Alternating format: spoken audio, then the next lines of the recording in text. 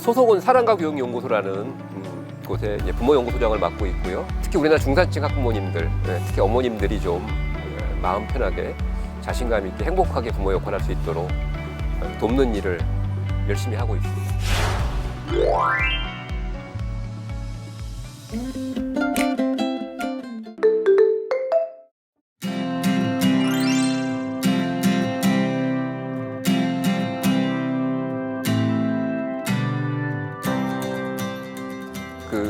사실은 전통적인 부모 역할은 이제 마을과 이웃과 어른들이 함께 도와주면서 소위 협력 방식으로 해왔는데 안타깝게도 많은 부모님들이 이제 공교육을 신뢰하지 못하니까 공교육을 버리고 사교육으로 각자 도생의 길을 가고 계신 것 같아요. 근데 그게 정말로 어렵고 힘든 길이거든요.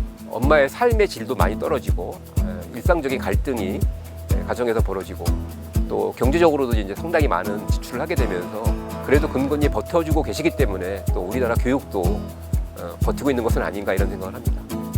아이들을 통해서 부모 역할을 잘 찾아가는 것이 매우 중요하다고 봅니다. 그러니까 부모 역할은 아이가 정해주는 것이다 라는 생각을 꼭 해보셨으면 좋겠어요. 부모님들은 자신의 마음이 순수한 부모의 마음인지 아니면 사교 소비자 마인드인지 자기 점검이 좀 필요해요. 근데 이런 자기 성찰이 사실은 쉽지 않습니다. 근데 그걸 정확하게 알려주는 게 아이들의 평소 모습이거든요. 만약에 아이가 엄마한테 자신의 진심을 드러내고 있지 않다. 그러면 뭔가 신호를 보내주고 있는 거라고 빨리 간파하셨으면 좋겠다. 이게 뭐 구체적인 팁이 될지는 모르겠는데 부모 역할을 쉽게 하는 분들을 보면은요, 아주 아이가 어릴 때부터 모든 걸 아이한테 물어봐요. 심지어 아이가 말을 못하는 그런 상황이면 선택지를 주고요. 그 중에도 고르게 하는 이렇게 해서 늘 자신의 부모 역할을 아이로부터 출발한 부모님들을 보면은요, 다른 부모님들이 약오를 정도로 너무 쉽게 부모 역할을 하시거든요. 네, 꼭 한번 생각해 보셨으면 좋겠습니다.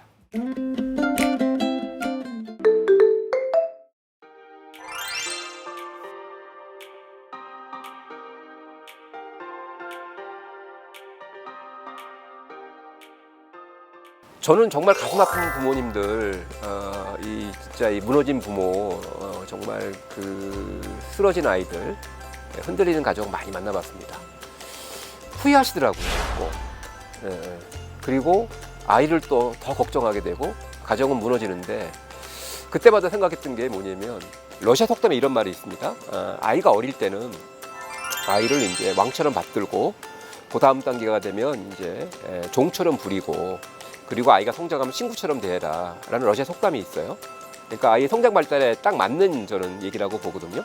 근데 문제는 뭐냐면 이제 친구처럼 지내야 될 시기가 우리나라로 치면 초등학교 고학년, 중학생인데 이제 그때부터는 서로 인격을 분리해서 독립된 인격체를 존중하는 것이 돼야 되지 않습니까? 이제 그때 이제 근데 우리나라 부모님들은 아이를 어떻게든지 지배하고 관리하려고 하죠. 왜냐하면 그 시기에 열심히 공부해서 뭐 공부 좀 하면 뭐 특목고를 보내거나 소위 말해서 이제 입시에 전초전을 치르기 때문에 이제 그러면서 결국은 아이의 자발성을 이제 부모가 억누르게 되는 어떤 이제 이런 상황들이 발생을 해요. 결과적으로는 자신을 믿지 못하고 자신을 존중하지 않은 부모에게 정말 가슴 아프게 하는 일들을 너무 많이 봤습니다. 옛날 같으면은요, 그런 얘기들을 어른들이 다 해주세요. 그러면 이제 초보 엄마는 그 얘기를 듣고 조심할 수 있는데 지금 그런 얘기 해주는 사람은 없고 오히려 더 심하게 관리하도록 꼬드기는 사람들만 있으니까 꼭 후회하지 않는 부모가 됐으면 좋겠습니다.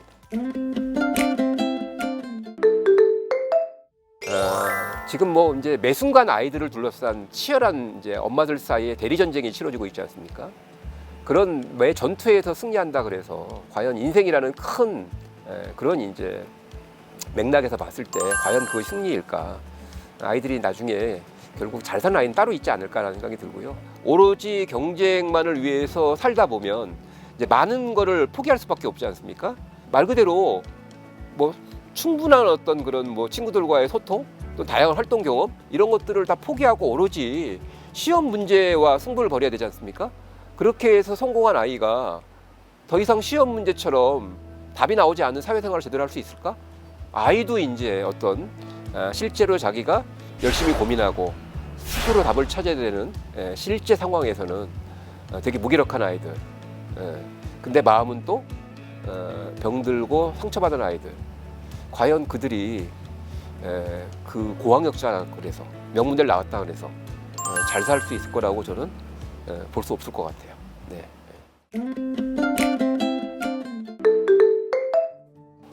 한 아이의 성장 발달에서 만나는 사람이 대폭 줄었어요. 그러니까 부모의 영향이 결정적으로 중요해진 거죠. 이전에는 뭐 동네 친구도 있었고, 뭐 이런 이제 다양한 사람들을 통해서 아이가 정서적으로 매우 다양한 어떤 그런 지지를 받으면서 컸는데, 예전에는 부모한테 상처받아도 누군가가 위로하고 치료해줄 사람이 있었다면 지금은 없다. 결국 좋은 이웃들, 특히나 이제 부모님들 같은 경우는 지나치게 경쟁 관계에서 만나는 사람들이 대부분인데, 좋은 이웃들과 뭔가 작은 어떤 공동체라도 만들어서 서로가 서로에게 그런 질문을 해줄 수 있는 이런 것들이 정말 중요하지 않는가 생각합니다. 어떤 가족 또는 어떤 부모, 어떤 아이를 봤을 때 그 아이, 부모, 가족이 갖고 있는 자원이 부족해서 어려움을 겪는 것이 아니라 그 자원을 자꾸 빼앗기기 때문이다라는 생각이 드는 거예요. 결국 부모의 돈과 마음은 주로는 이제 사교육업자한테 뺏기고, 아이들은 또 과열된 경쟁 때문에 자신의 잠재력을 빼앗기고 있는 것은 아닐까. 이미 가지고 있는 거 충분한데 안 뺏기고 가지고 있는 거 가지고 어떻게 잘 부모 역할하면서 행복하게 가정을 꾸려나갈 수 있는 길은 없는지, 저는 이런 이제 생각도 꼭 해보셨으면 좋겠다고 생각합니다. 네.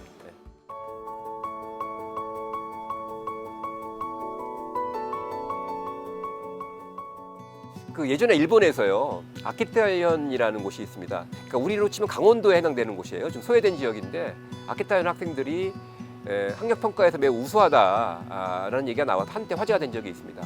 저는 이제 물론 학력이라는 것을 정말로 인성까지 포함한 포괄적인 개념으로 정의를 해야 된다고 보는데요.